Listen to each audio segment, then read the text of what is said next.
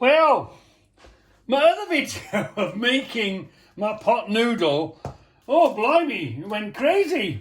Loads of views. So anyway, I'm going to do you one now, live and at the seam. Not quite live.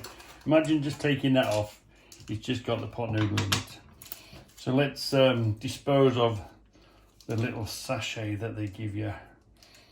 I don't know whether it's tomato sauce or spicy tomato sauce or whatever. Waste not, want not. Don't waste that. So we put that in. So now, as you can tell, I do like OXO. I am an OXO fan. I am an OXO maniac. Yeah. I love it with bread, you know. Have you ever tried it? Just bread and OXO. 2 or 3, especially if your bread is a bit off. You know, if your bread's beginning to go a bit stale and you don't want to waste it. Just get a bowl. Just a sort of an ordinary type of bowl. Say this size. Put 2 or 3 or maybe 4 OXOs and then put your bread in it. Soak your bread in it. You'll see that's fantastic. Anyway, come on. Let's OXO bread is lovely. So, okay, we're putting 2 OXOs in here. So let's put 2 OXOs in here. Rip that apart. Put that in there. Yeah. We like OXO, don't we? Yeah. So it's still, at this point, a little bit watery. A bit sort of watery. So just to sort of pep the water up a bit. Make the water less watery, make it more gravy-ish, as you might say. We're going to tip a bit of gravy mix in. Not too much because it makes it too thick.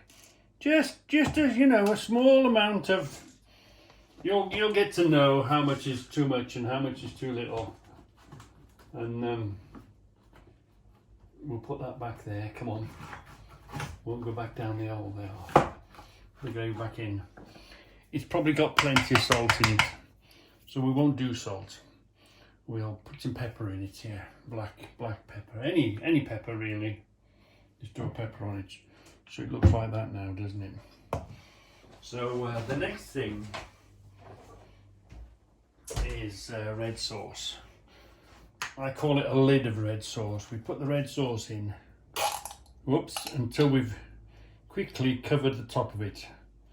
Then I know that's enough. That's enough red sauce because we give it a coating. And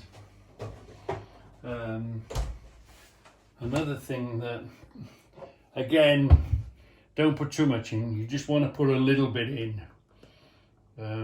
Because the thing with Bovril, the thing with Marmite, I keep saying the thing with Marmite is it is its own taste, and it's quite a very strong taste. So you just want to put sort of a hint of it in.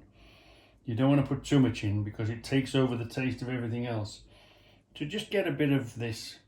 And I know it's quite sticky and quite difficult to deal with, but there's an easy way around that. And that is, obviously, we've just boiled the kettle. It's just a case of putting water on it now. Boiling water out of the kettle. So if we put it in, this feels quite solid. Sometimes it takes a while. But what I'm going to do now is, look, I'm going to rinse the Bovril off the fork. And it just helps clean that up. So you've sort of on your way of putting it in there. At the same time, you've cleaned the Bovril off your fork. So you ain't got that problem. And it's basically done. Wait till the bubbles come out the bottom. It doesn't seem to have taken much water. I wonder if it's at the bottom. No, you can feel it in the bottom. Yeah. And then what I do is I sort of pump it up and down. It just depends on the way it breaks up. Sometimes it breaks up straight away like this has. Sometimes it's quite difficult to break it up.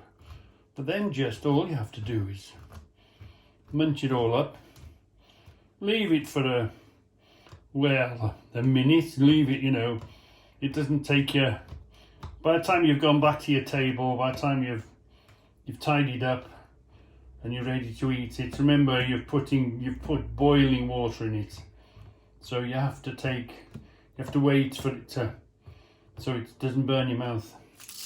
And it's as simple as that. And you put this in the bin, and you put this away. So there it is, live and at the scene, making a pot noodle into something much tastier. Yeah.